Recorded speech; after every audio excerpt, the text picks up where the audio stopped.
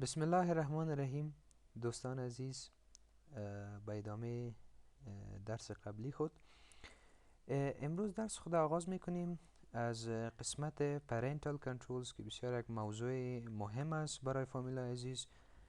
زمانی که ما بخوایم بالای یوزرهای دیگه محدودیت وضع کنیم که از کدام ساعت بتانن از کامپیوتر استفاده کنن و از کدام پروگرام ها بتانن استفاده کنن یا نکنن، پس از این آپشن ما کار میگیریم. معمولا فامیل ها از این نوع آپشن ها به خاطر اطفالشان چی میکنن؟ استفاده میکنن. نوگران و ملګرو راځو. زه خو په ویم وی آر کې کار کوم، خو تاسو کولی شئ په خپل فزیکي کمپیوټرونو کې هم د دې استفاده وکړئ.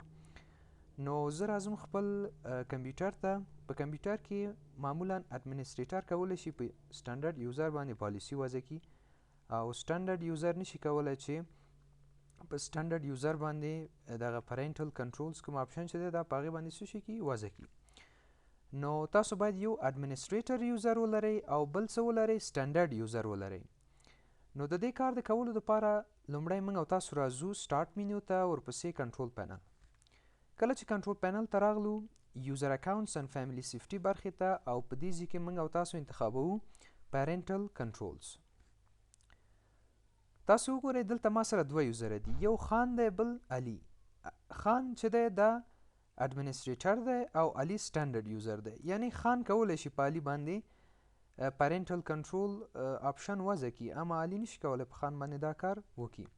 نو وروسته د دې نه موږ او تاسو خپل یوزر انتخابوو، په کوم یوزر باندې چې موږ او تاسو دا آپشن اپلای کوو.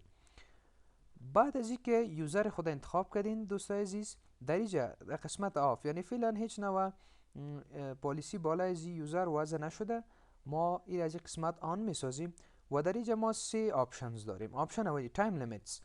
در بخش تایم لیمیتس ما میتونیم که روزها و یا ساعت را که همین یوزر بتونه استفاده کنه در اینجا میتونیم برشان مشخص بسازیم.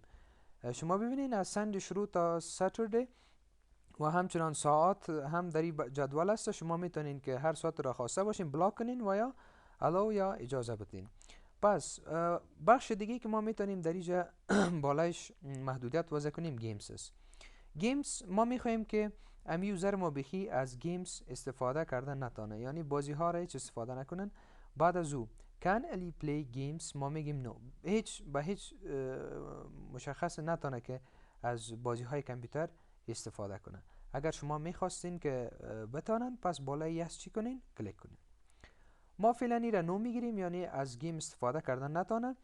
و در قسمت آخری allow and block specific programs، در این بخش ما میبینیم که بعضی از پروگرام های مشخصه که ما برشان اجازه میتیم از او استفاده کنن و از پروگرام هایی که ما اجازه نمیتیم از او استفاده کردن نتانن. نو په دې برخه کې موږ او تاسو راځو هغه پروګرامونه چې موږ او تاسو غواړو چې علي ورنه استفاده وکړي، هغه به ټول څه شي کو؟ چک به کو، چک آل. ټول پروګرامونه چک کوو، او کم پروګرامونه چې علي ونشي کولی چې د هغې نه استفاده وکړي هغه به ان چک کو، یعنی ټک مارک څخه به یې وباسو.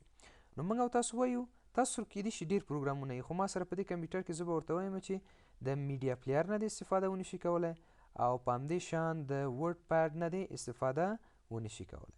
بعد د هغې نه اوکې، زموږ او ستاسو هغه محدودیتونه یا پالیسي په دې باندې څه شو؟ وضع شو. او فلحال لیمیټس هم څه شی دي؟ آن دي.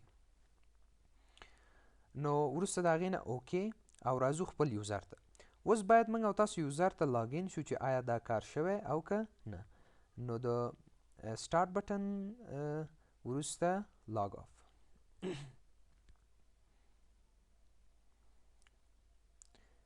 نو تاسو وګورئ موږ او تاسو راځو علي یوزر ته، او وروسته دلته پاسورډ واردوو او ورپسې انټر.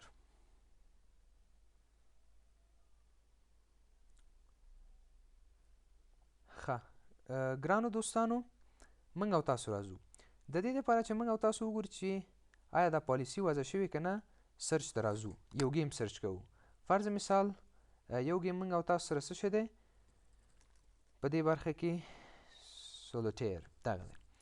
په دې باندې چې کله کلیک کوو موږ او تاسو ته وایي Parental Controls has blocked this game، یعنی موږ او تاسو باندې پالیسی وضع شوې او دا گیم څه شی؟ بلاک شوی دی.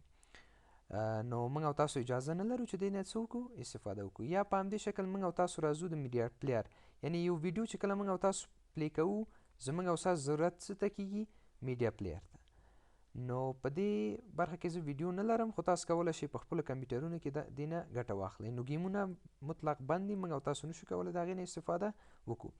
او هر پالیسی یا نور پروګرامونه چې تاسو سره انسټال وي تاسو کولی شئ ډېر په اسانۍ سره د هغې نه استفاده وکړئ. دا و زموږ او ستاسو د نن ورځې درس. ډېره مهم موضوع وه، هیله ده چې ګټه ترې پورته کړئ. مننه. او د چینل سبسکرایب مو له یاده ونه وځي.